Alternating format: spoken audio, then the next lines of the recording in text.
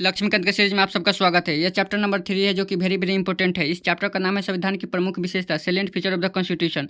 अगर आप इस चैप्टर को पढ़ लेते हैं तो आपका प्री भी कवर हो जाता है, आपका मेंस भी कवर हो जाता है। यहाँ से प्री में भी क्वेश्चन आता है, मेंस में भी क्वेश्चन आता है। ठीक है दोस्तों, अगर आप लोग 2024 में यूपीएससी प्रीलिम्स का एग्जाम देने वाले हैं तो आप इस चैप्टर को पढ़िए, बहुत ही इंपॉर्टेंट है। यहाँ से बहुत सारे क्वेश्चन आते हैं। ठीक है, और मैं आपको एक एक लाइन को हाईलाइट करके पढ़ाता हूँ, एक एक लाइन को समझाता हूँ, आपको कोई भी दिक्कत नहीं होता है। तो आप लोग मेरे साथ जुड़िए, मेरे चैनल को सब्सक्राइब कीजिए, लाइक कीजिए और मेरे वीडियो को देखिए, आपको बहुत सारा चीज़ें समझ में आएगा। ठीक है, अगर आप इस चैप्टर को पढ़ लेते हैं तो संविधान के बारे में आपको कुछ पता चल जाता है। संविधान में क्या क्या अधिकार देता है, संविधान में क्या क्या प्रावधान किया गया है, टोटल जानकारी आपको इस चैप्टर से मिल जाता है। इसलिए यह चैप्टर बहुत ही इंपॉर्टेंट हो जाता है। ठीक है, इससे पहले हम लोगों ने टोटल 15 विशेषता को कवर कर लिया था और आज हम लोग 16 नंबर विशेषता और 17 नंबर विशेषता को कवर करेंगे। 16 नंबर विशेषता क्या है? त्रिस्तरीय सरकार, यानी कि लोकल गवर्नमेंट, जो स्थानीय सरकार होता है वह क्या होता है, इस वीडियो में हम समझेंगे। 17 नंबर विशेषता देखेंगे कि सहकारी समिति क्या होता है, कोऑपरेटिव समिति क्या होता है। ये दो चीज़ हम इस वीडियो में समझेंगे स्पेशली। ठीक है, इससे पहले हम लोग चलिए कवर कर लेते हैं, रिकेप कर लेते हैं कि वह 15 विशेषता कौन कौन है।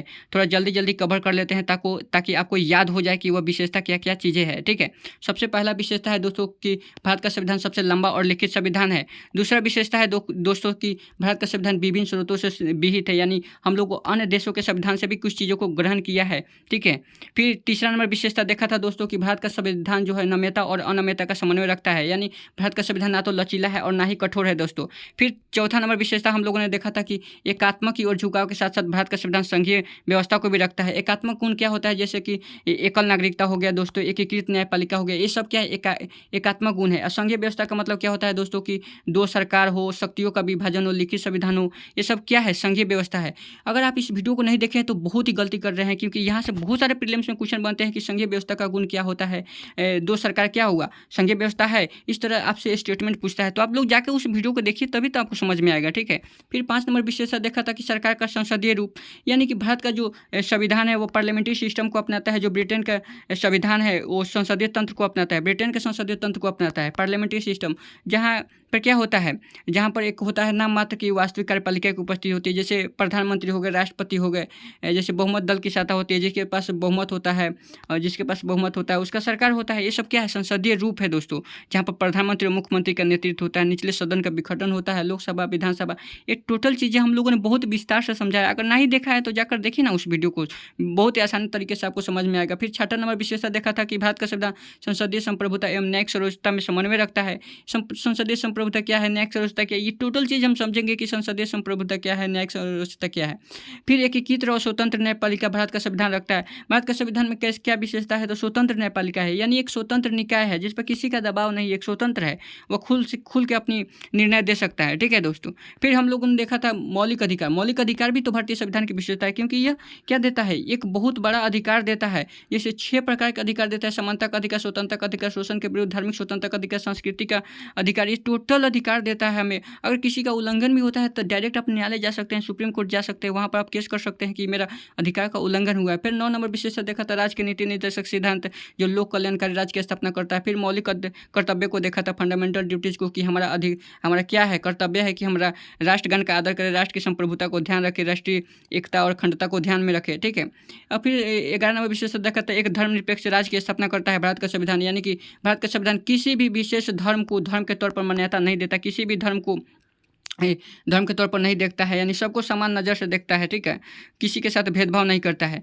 फिर 12 नंबर विशेषता देखा था सार्वभौम वयस्क मताधिकार, यानी कि जो व्यक्ति 18 साल का है उसे वोट देने का अधिकार है, यानी अपने मनपसंद का शासक चुनने का अधिकार है। ठीक है, फिर 13 नंबर विशेषता देखा था एकल नागरिकता। हमारे पास एक ही नागरिकता है, दोहरी नागरिकता अमेरिका के पास है, भारत के पास क्या है? एक हरी नागरिकता है। ठीक है, हम भारत के नागरिक है। ठीक है, फिर हम लोग 14 नंबर विशेषता देखे थे स्वतंत्र निकाय, यानी जिस पर किसी का नियंत्रण नहीं होता है, स्वतंत्र निकाय। जैसे निर्वाचन आयोग हो गया, जैसे क्या हो गया? सीएजी हो गया, फिर संघ लोक सेवा आयोग हो गया, राष्ट्र लोक सेवा आयोग हो गया। ये टोटल चीज़ें हम लोग समझ चुके हैं। ये सब क्या है? क्या है? बोले निर्वाचन आयोग हो गया, सीएजी, इसका क्या है? स्वतंत्र निकाय है दोस्तों।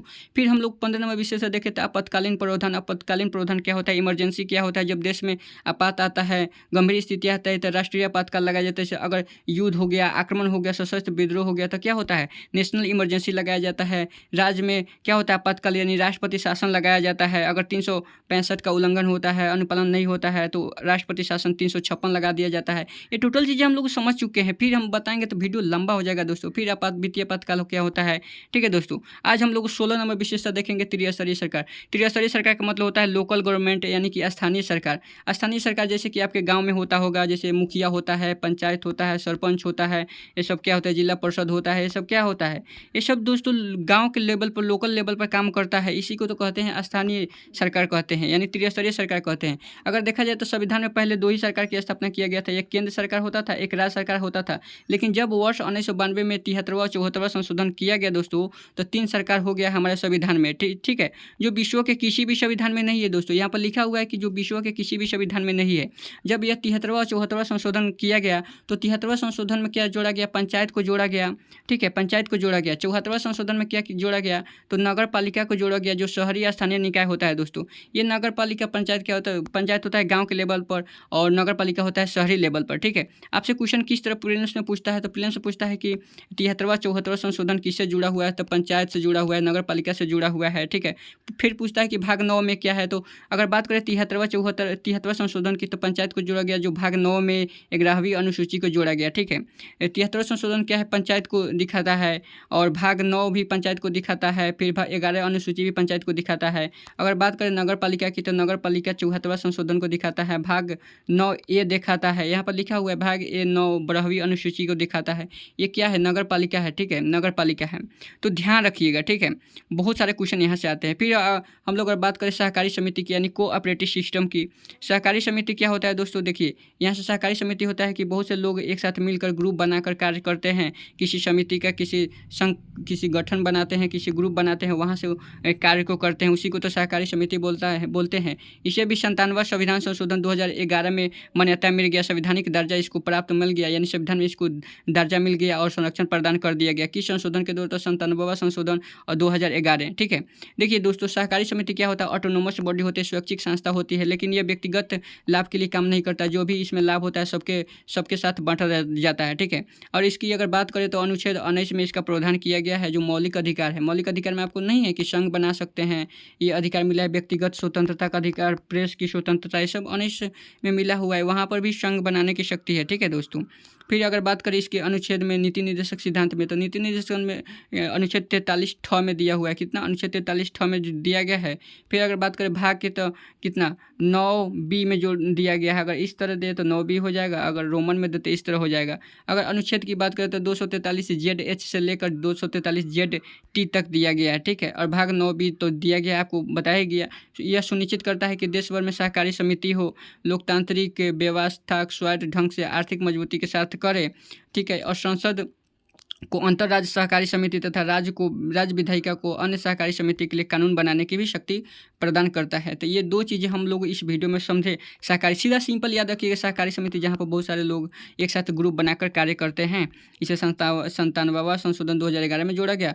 फिर त्रिस्तरीय सरकार में पंचायत होता है, नगर पालिका होता है, पंचायत 73वां संशोधन से जुड़ा हुआ है, नगर पालिका 74वां संशोधन से जुड़ा हुआ है। इस तरह हम लोग समझ गए। छोटा सा टॉपिक है, इसमें ज़्यादा टाइम वेस्ट करेंगे तो गलती करेंगे, ठीक है। तो अगर आपको ये वीडियो अच्छा लगा हो तो लाइक और सब्सक्राइब जरूर कीजिएगा। तब तक के लिए जय हिंद।